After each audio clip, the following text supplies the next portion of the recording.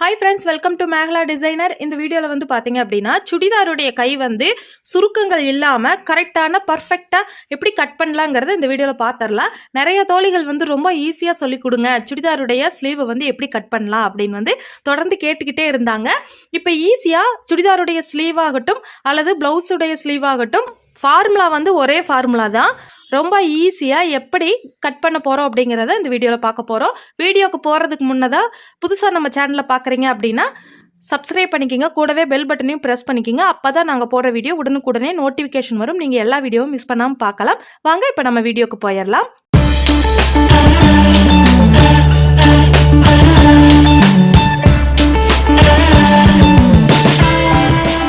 நான் எடுத்திருக்கிற கையுடைய அளவு வந்து பார்த்தீங்க அப்படின்னா நம்மளுடைய சப்ஸ்கிரைபர் கலை அப்படிங்கிறவங்களோட மெஷர்மெண்ட்டுடைய கை அளவு தான் எடுத்திருக்கேன்.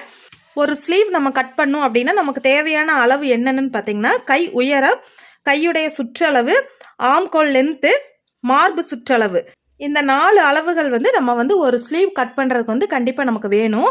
இதில் ஃபஸ்ட்டாக நம்ம வந்து ஒவ்வொருத்தருக்கும் வந்து ஒவ்வொரு மார்பு சுற்றளவு இருக்குது இல்லைங்களா.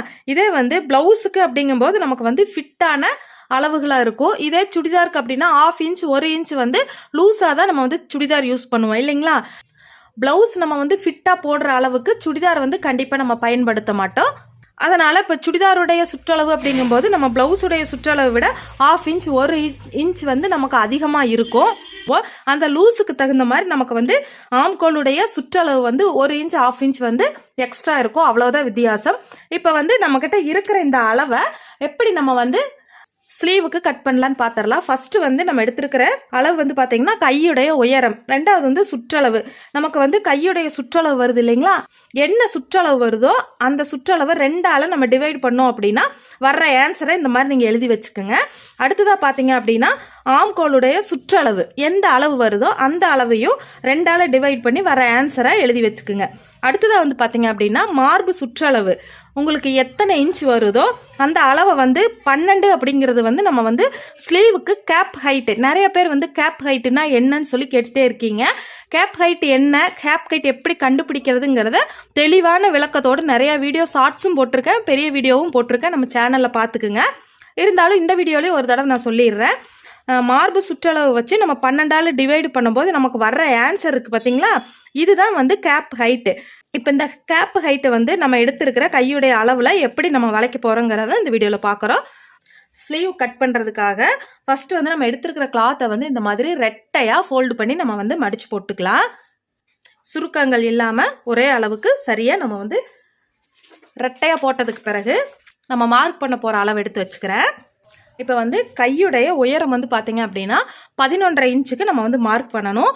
லைனிங்க்கு ஸ்லீவ் ஸ்டிச் பண்ணுறீங்க அப்படின்னா ஒரு 1/2 இன்ச் மட்டும் முன்பக்கத்தில் ஸ்டிச்சிங்காக நம்ம கிளாத் விட்டால் போதும். நீங்கள் வந்து நார்மலான ஸ்லீவை வந்து லைனிங் இல்லாமல் ஸ்டிச் பண்ண போகிறீங்க அப்படின்னா 1 இன்ச்சை வந்து நீங்கள் மார்க் பண்ணுங்கள்.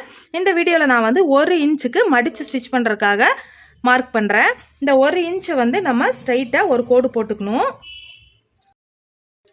இந்த மாதிரி மடித்து ஸ்டிச் பண்ணுறதுக்காக 1 இன்ச் மார்க் பண்ணதுக்கு பிறகு இந்த 1 இன்ச்சுக்கு மேல் பக்கமாக தான் நம்ம வந்து சரியான கையுடைய உயரத்தை வந்து நம்ம மார்க் பண்ண போகிறோம். இப்போ சரியான கையுடைய உயரம் வந்து பார்த்தீங்க அப்படின்னா கரெக்டாக 11.5 இன்ச்சுக்கு நம்ம மார்க் பண்ணணும். இப்போ இந்த 11.5 இன்ச்சில் வந்து பார்த்தீங்க அப்படின்னா ஸ்டிச்சிங்க்கு ஒரு 1/4 இன்ச்சு சேர்த்து 11.75 இன்ச்சுக்கு நம்ம வந்து மார்க் பண்ணணும். சரியான அளவு வந்து 11.5 இன்ச்சும் ஒரு 1/4 இன்ச் வந்து ஸ்டிச்சிங்காக எக்ஸ்ட்ரா நம்ம வந்து இந்த மாதிரி மார்க் பண்ணணும். இப்படி மார்க் பண்ணதுக்கு பிறகு பார்த்தீங்க அப்படின்னா இந்த கையுடைய கீழ்ப்பக்கத்தில் வர சுற்றளவு வந்து பார்த்தீங்கன்னா 10.5 இன்ச் இருக்கு இல்லைங்களா.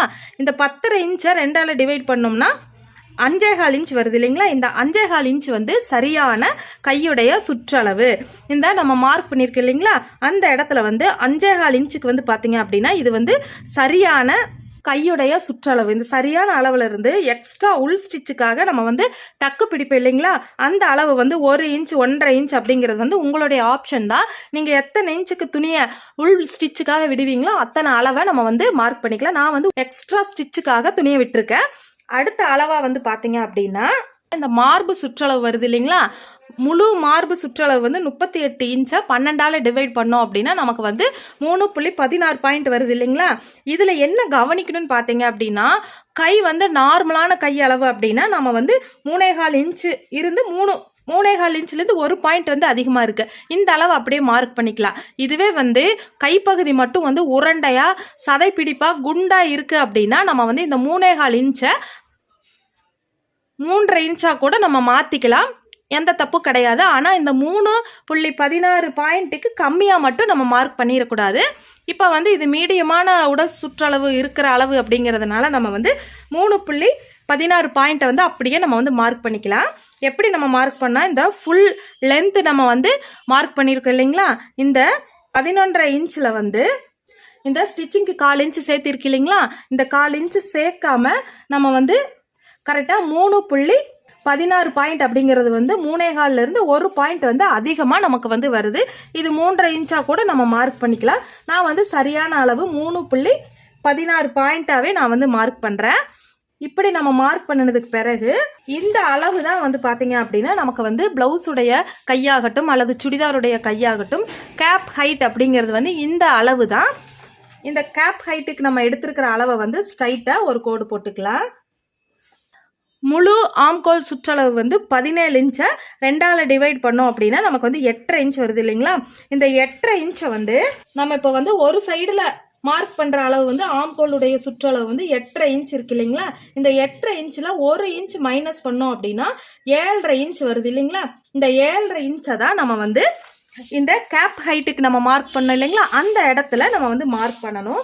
ஏன் 1 இன்ச் வந்து நம்ம கம்மியாக மார்க் பண்ணணும்னு கேட்டிங்க அப்படின்னா, கேப் ஹைட்டுக்கு வளைக்கும் போது இந்த 1 இன்ச்சுடைய அளவு வந்து வளைவில் நமக்கு கரெக்டாக வந்துடும். அந்த வளைவுக்காக தான் நம்ம வந்து சரியான அளவில் இருந்து 1 இன்ச் கம்மி பண்ணி 8.5 இன்ச்சிலிருந்து 7.5 இன்ச்சுக்கு நம்ம வந்து மார்க் பண்ணுறோம்.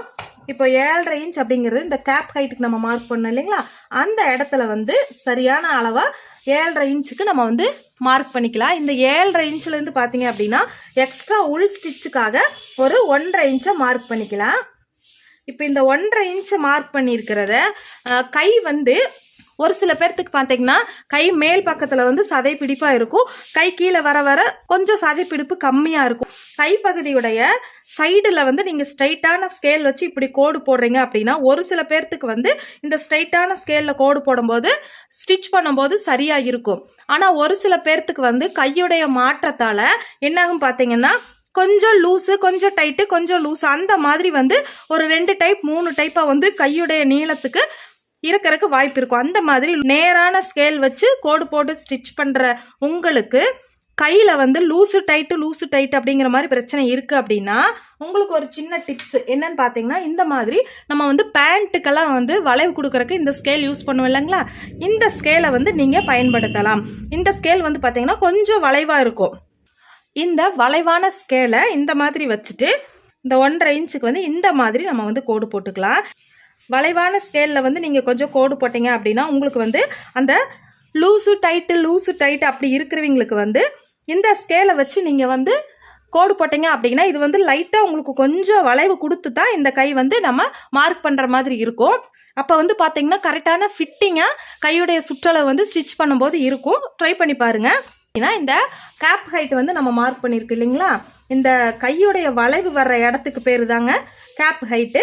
இந்த கேப் ஹைட்டுக்கு வந்து வளைச்சிருக்கிற இடத்துல பார்த்தீங்க அப்படின்னா இந்த எக்ஸ்ட்ரா ஒரு 1/4 இன்ச்சுக்கு நம்ம மார்க் பண்ணியிருக்கு இல்லைங்களா, அந்த இடத்துல ஸ்ட்ரைட்டாக ஒரு கோடு போட்டுக்குங்க.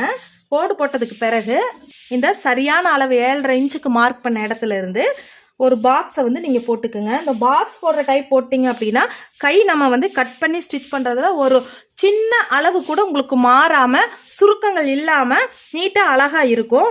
இப்போ இந்த பாக்ஸ் போட்டதுக்கு பிறகு பார்த்தீங்க அப்படின்னா இந்த பாக்ஸுடைய சென்டர் பக்கம், அதாவது கரெக்டாக நம்ம இந்த 1/4 இன்ச்சு ஸ்டிச்சிங்க்கு சேர்த்தாம 3.16 பாயிண்ட்டுக்கு நம்ம மார்க் பண்ண இல்லைங்களா, இந்த 1/4 இன்ச்சு நம்ம சேர்த்தி தான் இப்போ வந்து சென்டர் பாயிண்ட் நம்ம மார்க் பண்ணும்போது பார்த்தீங்கன்னா 3.25 இன்ச்சு 1 பாயிண்ட் வருது இல்லைங்களா.